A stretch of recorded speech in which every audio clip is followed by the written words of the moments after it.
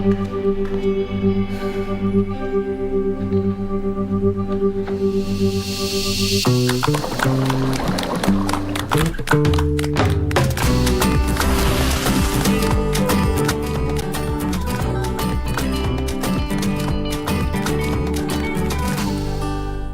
get Romans chapter 10 as your skiza tune on your phone, dial star 811 star 962 hash. If you declare with your mouth Jesus is Lord and believe in your heart that God raised him from the dead, you will be saved. Romans chapter 10 verse 9. To get Romans chapter 10, dial star 811 star 962 hash. Star 811 star 962 hash. Sauti ya Kenya. Juu milimani na hata mabondeni, Radio Taifa inatamba kutamba. Sasa unaweza kupokea matangazo ya Radio Taifa loud and clear popote ulipo Western Kenya. Radio Taifa usisahau unaweza ukatupata kupitia ukiwa Busia, Siaya, Vihiga, Mumias, Yala na maeneo yaliyoko karibu. Radio Taifa inapatikana kwenye 104.5 FM, na ukiwa Bungoma, Kakamega, Kiminini, Kipkaren na viunga vyake, pata vipindi na burudani safi kupitia 92.3 FM. Radio Taifa, sauti ya Mkenya.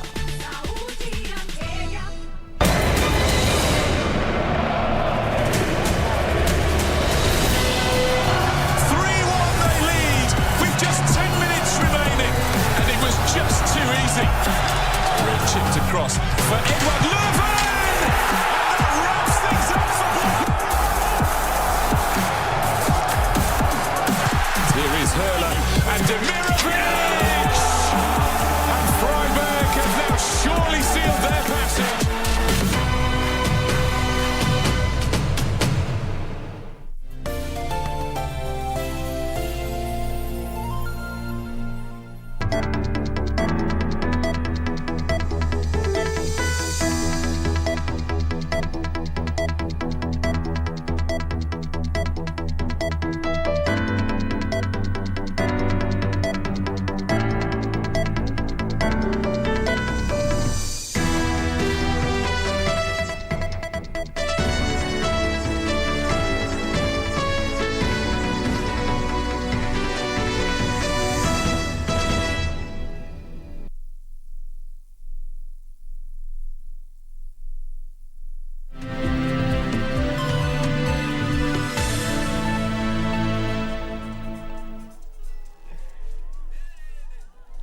Good afternoon. Thank you for creating time for us. This is KBC. A very warm welcome to the Lunchtime News. My name is Irene Muchuma Udim. On sign language interpretation, we have Anne Wangeshi. It is the second day in the month of March 2022, a few months to the next general election. Away from political temperatures, Christians globally are marking Ash Wednesday, a day for prayer and fasting. We are live on all our social media platforms at KBC Channel 1. Do interact with us. Chief Justice Martha Koome has assured vulnerable members of the society seeking justice that their plight will be addressed. The CJ said the judiciary is focusing on a people-centered justice that will serve all regardless of their status in society. Speaking in Machakos County, where she laid a foundation stone for the construction of 10 houses for poor and vulnerable families through a program supported by Habitat for Humanity Kenya, the Chief Justice said the judiciary has embarked on a mission to enhance social transformation. Habitat for Humanity Kenya is marking 40 years of operation in Kenya and intends to transform the livelihoods of low-income families by building 40 houses for 40 families in the counties of Laikipia, Machakos, and Tana River. When we come into contact with a family like this, it fits within our vision. And our presence here today echoes what I said when I was sworn as the Chief Justice, that we will always look outward. We will not only look inward within ourselves, but look at how we are responding to the needs of our people, how we are serving them. All of you here have made our task lighter, looking ahead to the next year as we construct many houses throughout this country, not just Machakos County, but in other counties as well. Traders at Baobab and Vidzazini beaches in Cliffy County are counting losses after unknown people allegedly, with the aid of police, demolished their business in the middle of the night. The traders, who are now calling on relevant authorities to come to their aid and help them back on foot, suspect a neighbor who they say has been complaining of fish smell for a while. Peaceful demonstration. Moses Charo, a fisherman at Baoba Beach, says the demolition cost their business massive losses. He says there are no clients visiting the beach since there are no structures. Bandari hii imekuwa na mzozo. Angalia hivi, ni vitu ambavyo vinazozaniwa na watu kibinafsi. Sentiments shared by Margarine Atieno, who worked as a cashier at a beach club which was also demolished. Friday tulikuwa hapa tukafanya kazi vizuri mpaka kitu saa 6. Tulitoka hapa kitu saa 6 usiku on Friday. Tukaenda nyumbani. The next morning mimi naja najua naja kazini, kufika hapa najapata kila kitu imevunjwa. The traders and fishermen, who also lost their tools of trade, are now calling on the county government and the national government to intervene to allow them go back to business. The area MCA, Gilbert Peru, is now calling on police to investigate the demolition, which he termed illegal as no vacate notice had been issued to the traders. Bomoaji huu haukuwa na notice ya aina yoyote. Polisi walikuwa wanasema hawajui ni nani aliyesababisha mabomoaji haya. For Lunchtime News, I'm Zainab Said.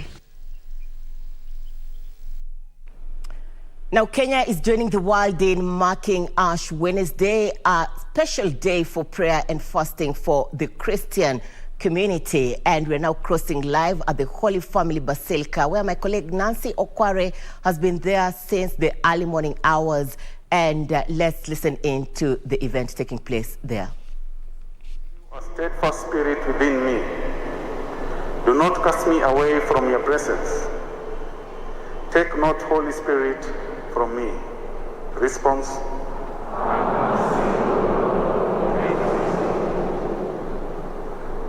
Restore in me the joy of your salvation. Sustain in me willing spirit. O Lord, open my lips, and my mouth shall proclaim your praise. Response.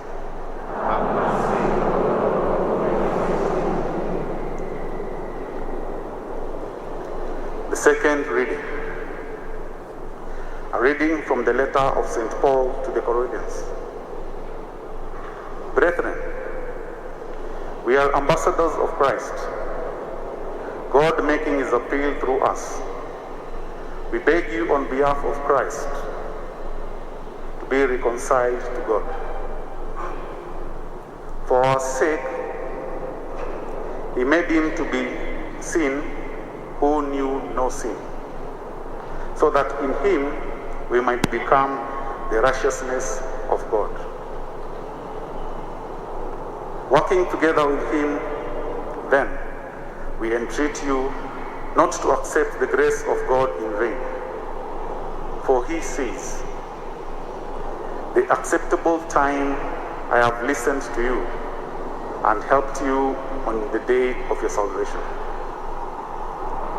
Behold, now is the acceptable time.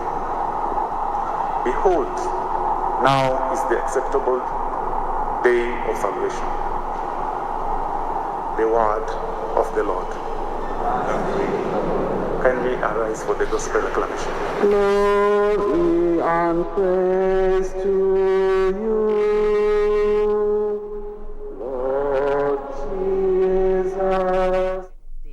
Ash Wednesday, an important day to Christians here, not only in the country, but also globally. Now, to political temperatures, politicians continue to traverse the country wooing voters ahead of the August polls, and Kenya Kwanza is today pitching camp in the county of Kisii. My colleague Wycliffe Okech is in the region. Let's cross over and get to hear what Wycliffe has in store for us. Well, thank you so much, Irene Muchuma back in Nairobi. We are indeed coming to you live from Nyaribari Church here in Kisii County. Irene, the political drums continue to beat louder and louder as the top political parties and alliances seek to cover as much ground as possible and convince as many voters as possible ahead of the August 9 general elections. And today, the Kenya Kwanza is pitching camp in the Kisii and Nyamira counties as they seek to convince the electorate here to back their agenda. And we are being informed reliably at the moment that, as we speak, the Kenya Kwanza team led by the Ford Kenya party leader Moses Musika Wetangula is leading the charge in Nyamira County. Thereafter, they will be heading exactly here where we are. And if my colleague Martin Kivuti can just pan around to show you how the crowds are already gathering here as they wait to hear from the leaders that are awaited here. But before we get there, Irene, just allow me a minute to engage one of the residents here and get to feel what they expect ahead of the arrival of the visitors here. Habari yako? Yes, nzuri sana. Utatueleza unaitwa nani na matarajio yako ni yapi kutokana na ujio wa Kenya Kwanza maeneo haya? Okay, kwa majina naitwa Maxi, hivyo ndivyo venye najulikana, na ninatarajia viongozi watafika hapa, watafanya hii mkutano kwa amani na tutaimaliza vizuri bila tashwishi yoyote. Vile mnajua kawaida wa Kisii ni watu tunapenda amani, tunapenda kila mtu, so mtu yoyote ako karibu kutembea huku na tunatumai tutamaliza vizuri. Na lengo la Kenya Kwanza kune labda kushawishi wapiga kura ili kuwaunga katika uchaguzi unaokuja. Kulingana na wewe, ungetaka nini haswa wazungumzie ili labda kukushawishi kuwapigia kura? Okay, unajua itadependi venye watakuja na venye watatuambia, kwa sababu kila mtu ako na right ya kujipigania. Vile kila mtu atakuja aseme akitu confuse, kura tutampatia, hatuna shida. Yeah. Thank you so much. Irene, that is one of the residents here telling us what she's expecting. Actually, she expects the leaders to talk about the issues that affect them so that they will be able to convince the electorate here to back their plan. As I told you, currently we are being informed reliably that the Kenya Kwanza team is in Nyamira County. Thereafter, they will be heading straight here where you can see behind me the podium is already set and the crowd continues to gather by the moment.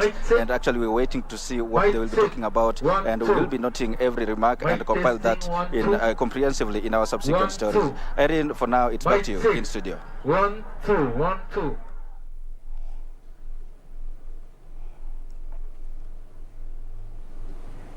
Thank you, Okech. Good to have you. Weekly for Okech is with Kenya Kwanza in the county of Kisii, and we have Timothy Kipnusu in Nakuru County with Azimio la Umoja Brigade. Now, we move to other matters before we get back to Timothy Kipnusu in the county of Nakuru. Stakeholders in the media sector have launched the 2022 Kenya presidential debate ahead of the August polls. Media Owners Association, Media Council of Kenya, the Kenya Editors Guild will collaborate with political parties to hold the debate, which is geared towards helping Kenyans make an informed choice in the August polls. It is less than 6 months to the August general elections, with politicians traversing different parts of the country to woo the electorate. The choice of who among them will represent Kenyans is left for voters to decide.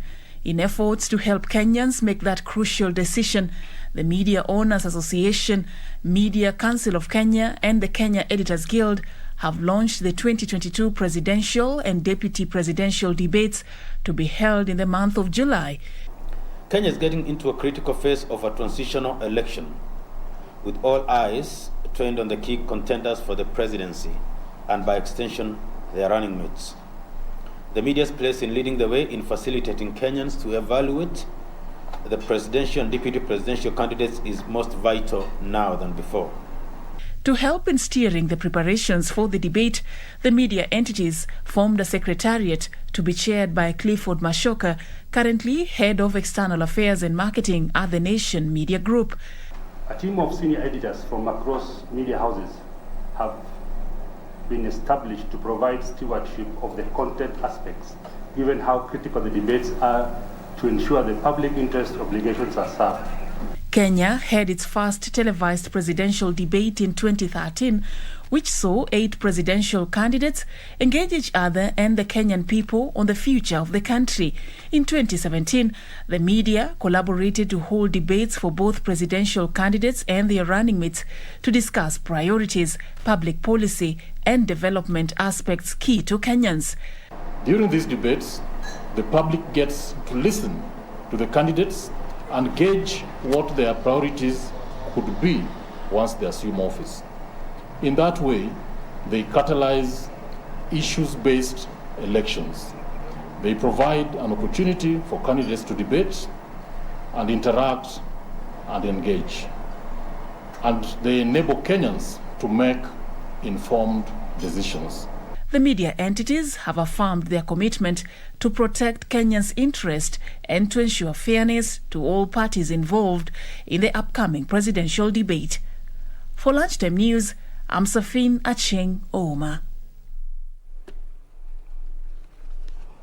Timothy Kipnusu is on standby in the county of Nakuru as political temperatures continue to hit the country. Less than 6 months to the next general election, Azimio la Umoja is in the county of Nakuru. Kipnusu, good afternoon. What do you have for us this afternoon?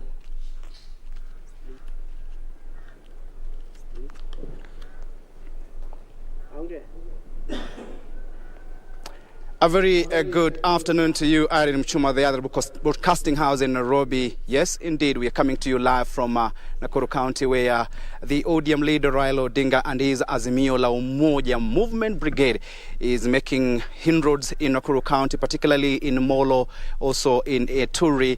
They will also be in Kisulisuli. Actually, we are actually in Kisulisuli, Nakuru East, and I'm joined by a member of parliament for Nakuru Town West, Samuel Arama, the only member of parliament who is supporting Azimio la Umoja among the other 11. Remember, 9 of them are supporting the Kenya Kwanza Alliance, and 1 of them also supporting the KANU brigade. And just to paint a picture about this particular day, of course, we understand that he has landed in Molo. It's like a 1-hour drive from this particular place, and joined by him to just paint a picture about this particular day and why he is supporting Azimio la Umoja and what we expect in the rallies for the inroads that Raila Odinga will be making in this particular county. Bearing in mind, this is one of the largest county having a number of highest number of registered voters, 949,000 registered voters based on the report from the Independent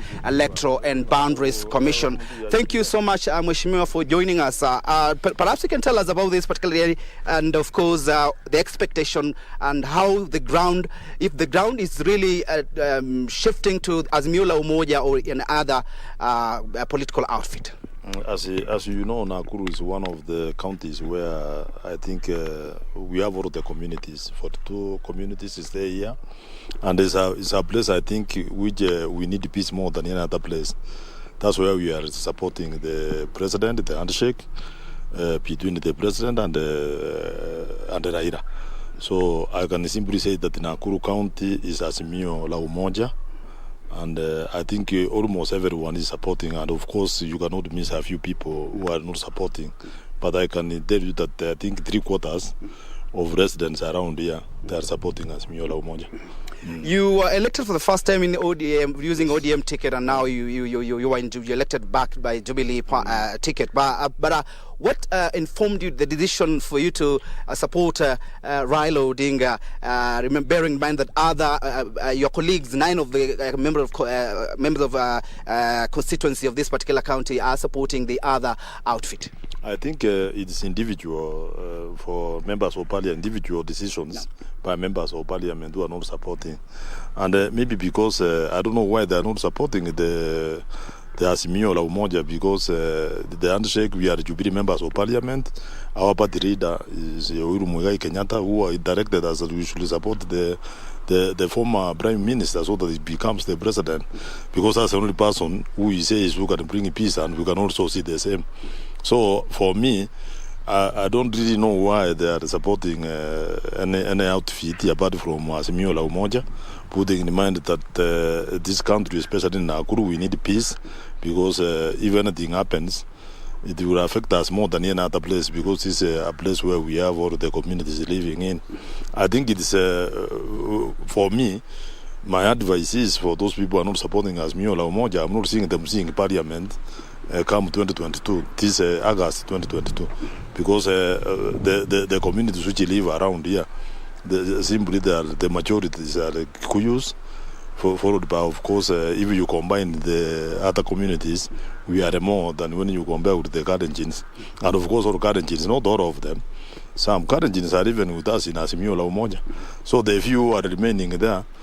I think it will be very difficult for anybody to win any election here if you are not in Azimio la Umoja. Yesterday, the Wiper leader Kalonzo Musyoka made his statement, and he was appearing like he wants Raila Odinga to honor the pact that they have, the deal that they had, the MOU that they had of actually ensuring that they are also giving him an opportunity. What is your take about his stand, and of course, what is your message to him and his Oka alliance? I think Kalonzo Musyoka is a confused leader. From what I am seeing, what he's saying, how do you bring NASA in Azimio? This is a different formation. So when he tells us about the agreement they had at that time, I think Kalonzo is a watermelon actually. The word watermelon now comes in here. The other day he attended our NDC. Then we thought we were together. Then the following day is giving us conditions. I think my advice to him is that let him go ahead to Kutane Kuatepe. We are pushing the former Prime Minister to be the president. Remember, from Kamba community, we have Charity Ngiru, we have Kifuta Kibwana, we have Machakos Governor. So we might not really need him as such. You know, he needs us more than we need him. Because I was really thinking that he was going to cooperate with us. So the once Raila wins, he can get something. You know, Kalonzo is used with the Ukuba. You know, he was the minister. He started as assistant minister, he became a minister, vice president. And now, you know, he has no even security. So, kama angekuwa anataka, he would have just come to us so that once we win, tumpatia hata kama speaker ya Senate aendelee kupata security na gari na muondelea kwa barabara. Lakini sasa ameshindwa. Kasi yake every day he comes with this, tomorrow is here, tomorrow is there.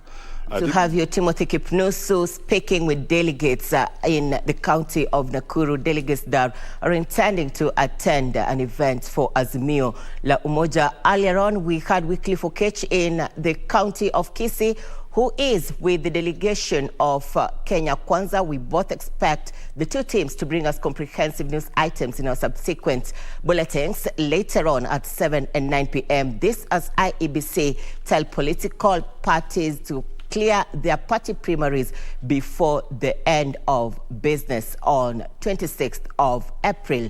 That is next month. Now back to Ash Wednesday. As I mentioned earlier, Christians globally are celebrating Ash Wednesday, and Catholic faithful across the country joined their counterparts worldwide to usher in Ash Wednesday, which marks 40 days of the Lenten period. During this period, the faithful are expected to undertake penance, pray, fast, and give alms. On this day, the faithful's foreheads are marked with ash, denoting the origin of man from dust.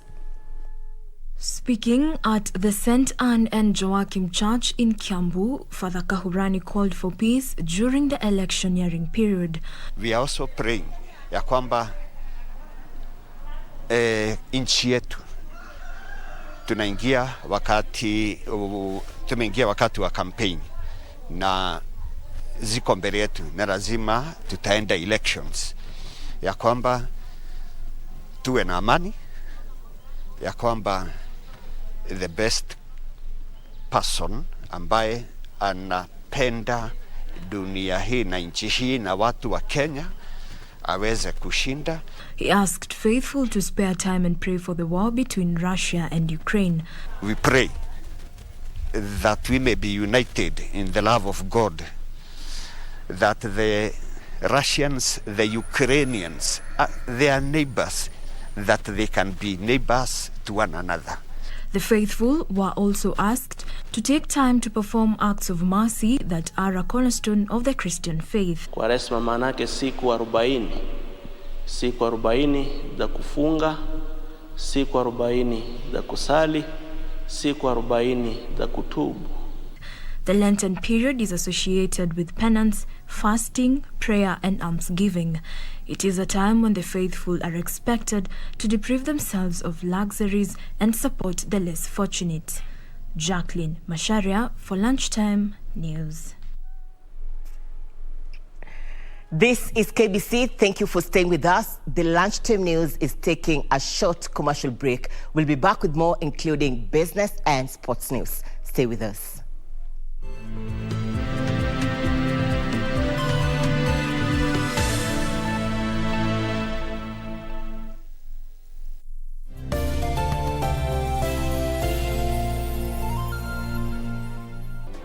Do you have a news story to share with KBC? Get in touch swiftly on email news@kbc.co.ke or call 0723-892-654 or 0734-780-124.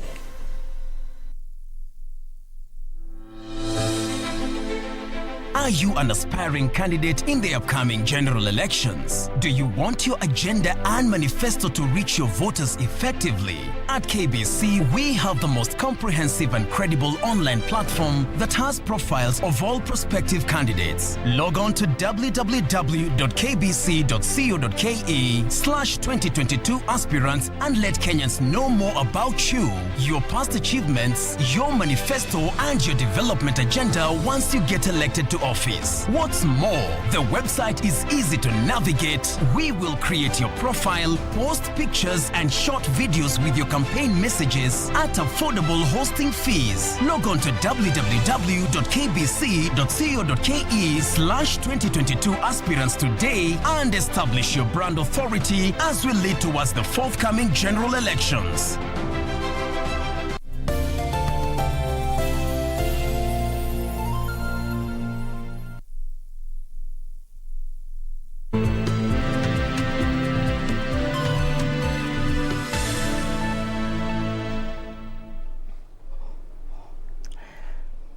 Thank you for staying with us. On political note, political aspirants vying various positions under UDA party in Kisii County have maintained that the party is still intact despite the resignation of the party's national treasurer, Omingo Magara. Speaking during a delegates meeting in Kisii town, the politicians said UDA under their presidential candidate, William Ruto, was a democratic party that offered level playing ground for all.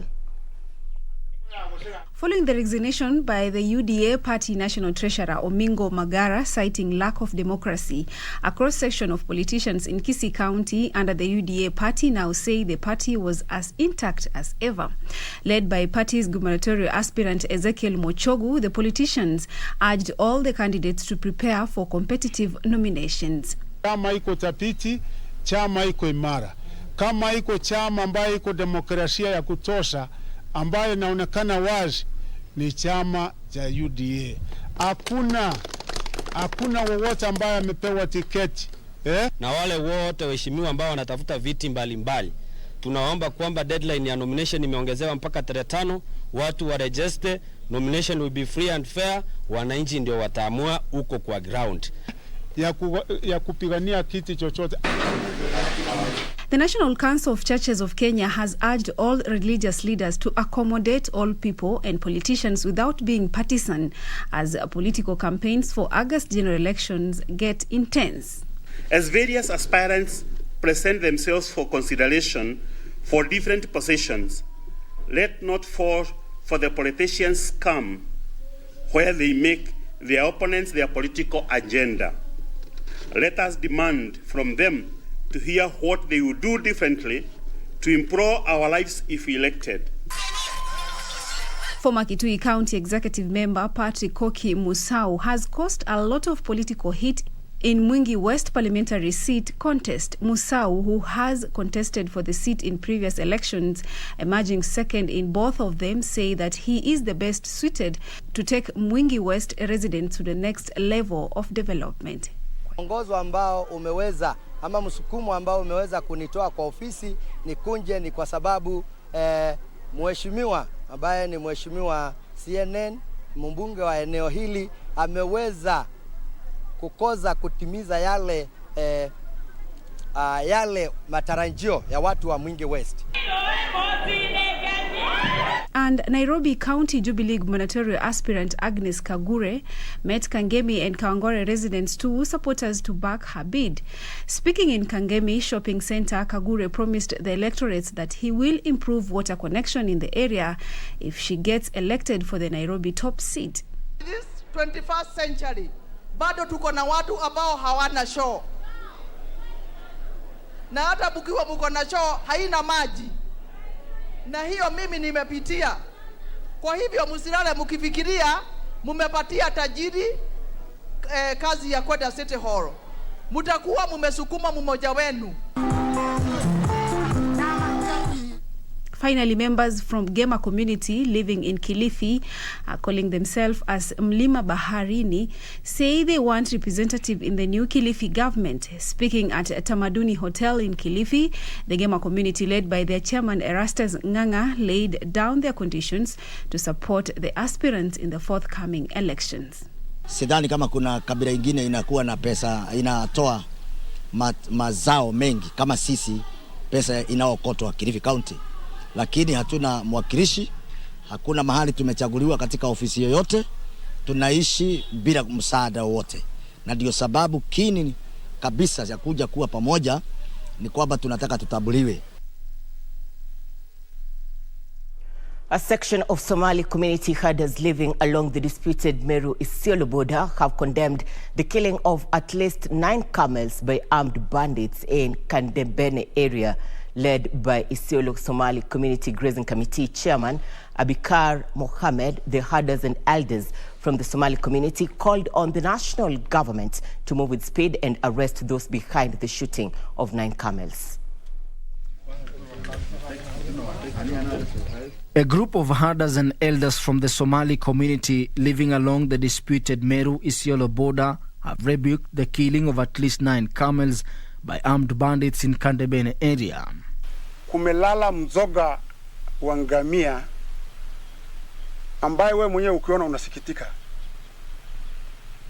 Hiyo ngamia ni uti wa mgongo wa economy ya Kenya. Zile ambaye risasi imepigwa kwa hiyo ngamia ni kama inaonyesha ile hasira hiyo watu walikuwa nayo. Sisi tunaiomba hivi, serikali kuu, county ya Meru County inanyanyasa kama sisi haswa jamii wa Somali, na tunapojaribu kuomba serikali itufuate hiyo nyayo hawakubali. Sisi wenyewe tukienda wa Meru wanapiga nduru kama ambao wameona wanyama wa misituni, na sisi ni wananchi wa Kenya. Wanapiga nduru mpaka watu wanaitana kutoka mbali eti kwamba adui wameingia kwao. The incident, which occurred on Thursday last week, has angered the herders who now call for justice and speedy investigations into the matter. Serikali, DC ya Mudhara, OSBD ya Mudhara, wenye wako hiyo area yote, machief nini, wachukue hatua haraka, hiyo watu wawekwe kizimbani. Kwa sababu wanajulikana. Ile shamba hiyo kisa imetendeka, mwenyewe anajulikana. Mpaka hiyo mwenyewe atafutwe, aseme nani ameua hiyo ngamia uko na shamba yake. Na ni ngamia ya maziwa ambaye each value yake ni almost 200,000, ni livelihood ya jamii nzima ambaye my family yote walikuwa wanategemea. Hiyo serikali ya Meru County ilipe fidia kwa waadhiriwa ambaye wenye ngamia. Na tunaiomba serikali kuu, venye serikali ya county ya Meru inasaidiwa, hata sisi tusaidiwe hivyo hivyo. Just 2 weeks ago, the County Assembly of Meru passed a bill outlawing grazing activities by herders from other counties within the borders of Meru County. However, the herders argue that a section of Somali community members who live and own property in Tigania East area that borders Isiolo have been disadvantaged by the new law. Sisi na jamii wa Meru tumekuwa majirani tangu zamani na tulikuwa naishi vizuri, hatukuwa na shida katikati yetu. Tangu county government imekuja ndio hii shida imekutoka. Wafugaji, sisi livelihood yetu inatokana na hiyo ngamia ambaye imeuawa. Kama jamii tunafanyiwa dhuluma kubwa, na hiyo dhuluma hatutakubali. Sisi ni jamii kama wengine, sisi ni raia kama wengine, tuko na haki. Huwezi jua sababu ya kuonyeshwa mimi wakati huu msimu hii kidogo wa kura, Meru ni adui yako, ama Meru anaonyeshwa huyu ni adui yako, ambaye is not true. Na sisi ndo tutaendelea kuishi pamoja hawa wakipata kura yao wanaondoka wanaenda, miaka 5 wajaonekana. Ben Chumba, Lunchtime News. More than 60 inmates at the Kingongo Maximum Prison have graduated with a certificate in Mindset Education and Theology, courtesy of the Korean-based International Youth Fellowship, IYF. The 65 are among 378 inmates from 22 correctional facilities in the country who graduated virtually after completing the one-year course which was offered through Mahanaim Bible College. The course is intended to enable the inmates improve their mental well-being.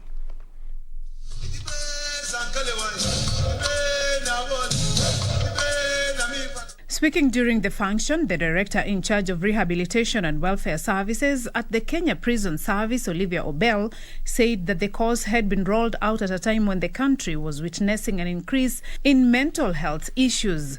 Was people developing various disorders, people getting helpless, people getting depressed, people getting, lonely as well, and people getting anxious in so many things. And therefore, for our partners to come here today, all this time, and give us this special program that is impacting on the mindset is awesome. It's awesome, isn't it? Makofi for that, isn't it? She said that the course was one of the interventions that the prison department had put in place to ensure that both prison staff and the inmates gain skills to tackle some of the mental health concerns. Obel also urged the graduates to be the ambassadors of positive behavior change among their fellow inmates within the correctional facilities. The Central Region Prison Commander Patrick Arandu challenged the inmates to also focus on their life after prison, adding that some of the courses offered in the correctional facilities would help them reintegrate in the society upon their release. And therefore, we want to encourage those who will be graduating today to take this advantage, because you're not paying for anything. You only offer your presence so that you can be able to also get a diploma in this program. The officer in charge of Kingongo Maximum Prison, Yusuf Kaitopok, said that the course had contributed to positive behavior change among the graduates. The graduation was the second of its kind in the country. The first Mindset graduation was held at the Committee Maximum Prison in 2019. Beatrice Gatonyangetich, Lunchtime News. A biometric National Health Insurance Fund NHIF registration has been launched in Kajiado County following a similar launch in Mombasa by President Uhuru Kenyatta. NHIF Chief Officer Dr. Peter Kamunyo underscored the importance of being enrolled under the NHIF cover for improved medical care. All new members will be biometrically registered in the NHIF database. Out of 1 million needy individuals, 121,000 people were identified from Kajiado County, with 24,000 families already enrolled under the universal health coverage. This number has boosted more than 13,000 families under the county Mbuzi Moja Afya Bora program. Under the program, each household will give a ship in exchange of 1 year NHIF cover. Dr. Kahunyo emphasized on the need for developed units to improve the health facilities to cater for a big number of patients under the medical scheme across the country. Kwa wale wote ambao wanaweza kulipa walipe, lakini wale ambao hawawezi kulipa watambulishwe na wasaidiwe. Hao ni wale wanaitwa indigent ama vulnerable population. Among the vulnerable members of the community, neglected former civic leaders were the first lot to be registered. The former councillors who served between 1963 to 2013 lauded the initiative, saying that over the years they have been wallowing in poverty. Kajiado Governor Joseph Olelenku reiterated his administration's commitment to ensure most of Kajiado leaders are enrolled in HIF under the universal health coverage. Under the biometric, once an HIF member data has been captured, one will not be required to produce an HIF card in a medical facility to procure services. We joined the national government to launch the NHIF biometric registration, and this is part of our initial efforts of Mbuzi Moja Afya Bora, of sensitizing our people to use their symbol of trade, Mbuzi, to get NHIF cards.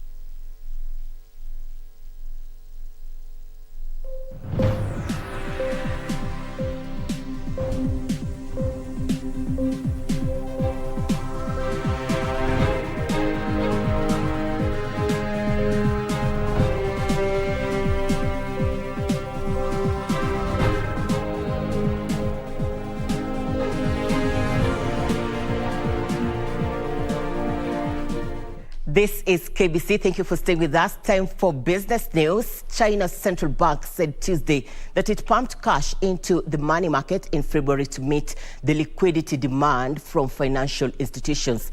A total of $47.6 billion was injected into the market via the medium-term lending facility, MLF, last month to maintain liquidity in the banking system at a reasonably sufficient level, according to the People's Bank of China.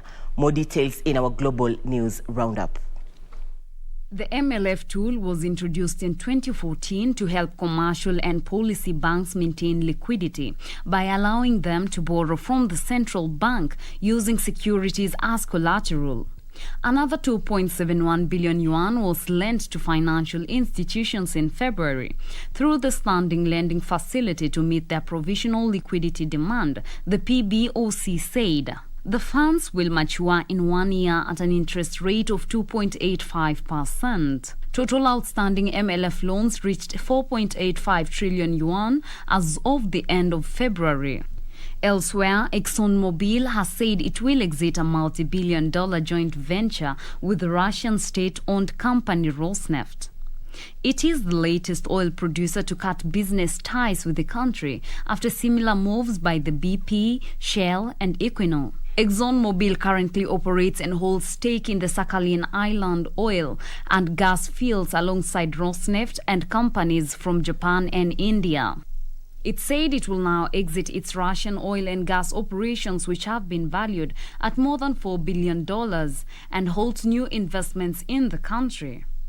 Last year, ExxonMobil employed more than 1,000 people across the country, with offices in Moscow, St. Petersburg, Yekaterinburg, and Yuzhno-Sakhalinsk, according to its website. Norwegian oil producer Equinor said it will start the process of divesting from its joint ventures in Russia. Meanwhile, oil prices have surged despite new measures aimed at calming markets worried by the invasion of Ukraine.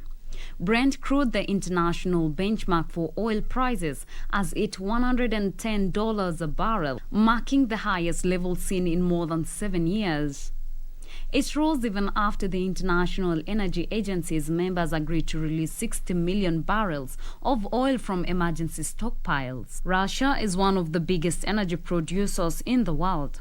Concerns about Russia's war with Ukraine have sparked concerns among investors that oil or gas supplies could be affected. The price of U.S. oil West Texas Intermediate crude rose to almost $109 a barrel. The United States and 30 other member countries of the International Energy Agency agreed to release the oil in a bid to stabilize energy markets worldwide.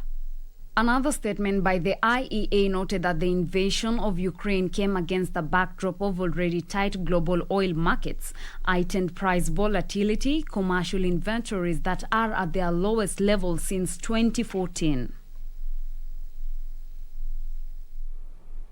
The government of Zambia, in partnership with the European Union and the Common Market for Eastern and Southern Africa, has launched a €6.8 million project that is set to upgrade Zambia's border post. The project aims at improving intra-regional trade flows of goods, persons and services. Here now are the details on this and much more across Africa.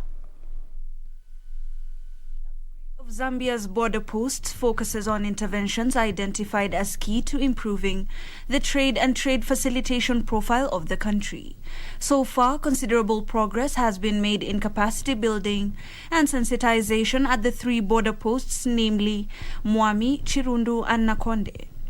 This project will assist to improve import and export procedures, transit requirements, custom and reducing time spent at the border. Also, it is to weed out incentives that contribute to corrupt practices, in turn enhancing revenue collection and improving business competitiveness in Zambia. Meanwhile, the South African government has signed the purchase agreement for the sale of 51% of South African Airways with its preferred strategic equity partner, the Takatso Consortium. The Department of Public Enterprise, SAA's shareholder representative, had been locked in negotiations with Takatso for months, but now they are aiming to finalize the partial sale of the loss-making national carrier. Takatso is to inject $196 million in the operational cash, while the government funds are to be used to settle SAA's historical debts. Although the government has signed the purchase, they are to pump another $119.3 million into SAA this year and next year, despite the carrier continuing to rack up losses since resuming operations. Finally, MTN Africa's global sourcing and supply chain has successfully deployed the Ericsson customer order dashboard solution from Ericsson. The solution has yielded increased business efficiencies through end-to-end visibility of MTN orders delivery process and providing a digitized supply chain system which is key to the company's digital transformation journey and rapid adoption of Industry 4.0 practices. Digital transformation will ensure that MTN enjoys maximum value through deploying tools that aid system visualization and optimization and, as a result, improve business efficiencies. An electric train from Cape to Cairo, a complex web of highways linking the four corners of Africa, and open borders are some of the proposals being floated to deepen African integration. The African Union says opening the African market has the potential to add $3.4 trillion in wealth to the African economy. Channel 1's Hibak Said has been attending the ongoing Africa Infrastructure Conference in the county of Nairobi and brings us the following highlights. The African Continental Free Trade Agreement is a major trade pact by the African Union that seeks to establish the world's largest free trade area by creating a borderless continent for more than 1.3 billion people across 54 African countries. The agreement plans to deepen the economic integration of Africa by creating a single market for goods and services in the African continent. However, this pact was supposed to be effected in July 2021, has faced teething policy and infrastructural problems due to the complex nature of member states. Policymakers and political leaders who have been meeting here in Nairobi in the last 3 days argue that African countries work with other players to promote social economic development through access to integrated regional and continental infrastructure network services. We need to mobilize our both human and natural resources for the betterment of the people of this continent. And we need to open up the continent. And we need to take decisive measures to enable this project to be implemented. Like individual pieces of a large jigsaw puzzle, each piece is important for completing the picture. In the case of PIDA, each project is important in closing a critical infrastructure gap. Among the major infrastructure moves the policymakers are rooting for includes a single electricity market, AFSEM, that will link the continent from the south of Africa to the most northerly part of the continent through subsidized electricity, as well as linking landlocked countries with highways and rail lines to ease commerce and trade. The Kenyan government says it is working on adjusting the public-private partnership framework to make it more proactive and meet the demands of the modern-day private sector and increase the uptake of projects under the PPP arrangements. Bring more attention to trading within the continent. We also need to have as much attention brought to our infrastructure, and we need all hands on deck in this regard. Reporting for Lunchtime News, my name is Ibak Said.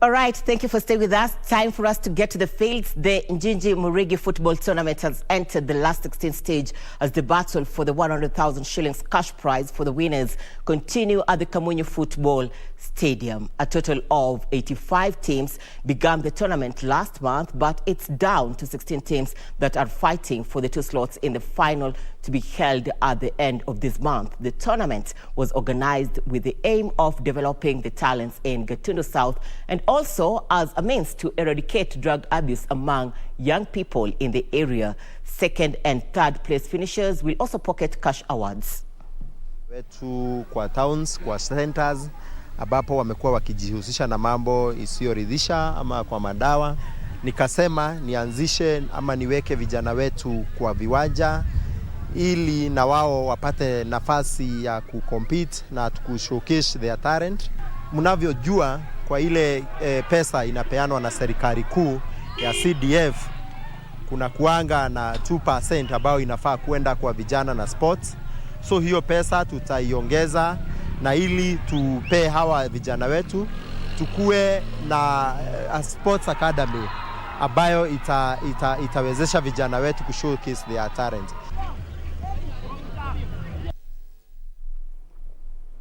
Bunyore Starlets head coach Zakaria Amahanga will be eyeing victory when they take on Vihiga Queens this Sunday in their FKF Premier League derby at the Mumia Sports Complex.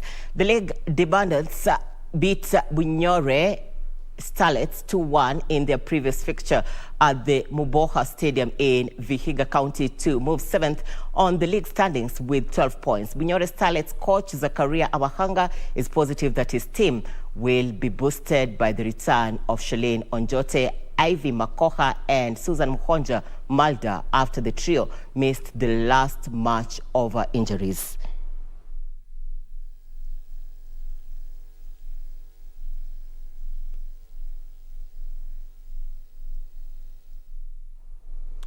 Tottenham Hotspur has been eliminated from the FA Cup after losing 1-0 to Middlesbrough in the 5th round match last night. Meanwhile, Leicester City earned a 2-0 win at Burnley to give them their first English Premier League win this year.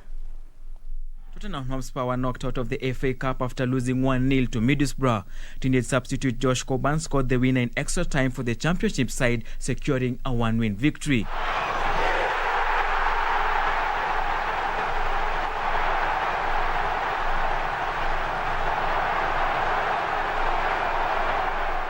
In another match, Manchester City secured a win over Peterborough United. Riyad Mahrez put the Premier League leaders ahead with the first attempt on target before Jack Grealish sealed City's place in the quarter-finals. Tonight, Chelsea will host Luton Town. West Ham visits Southampton as Liverpool clash with Norwich City.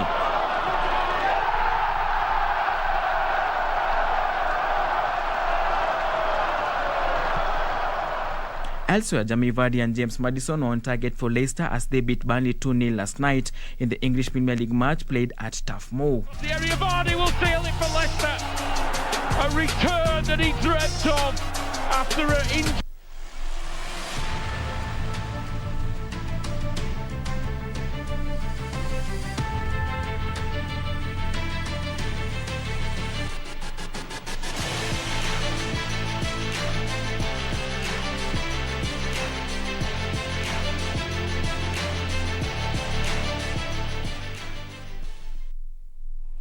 We have come to the end of Channel 1 Lunchtime News. Thank you so much for your company. Quick acknowledgements on social media. Isaiah Bim, you have been watching KBC Channel 1 from the county of Nyeri. David Wekese watching KBC Channel 1 as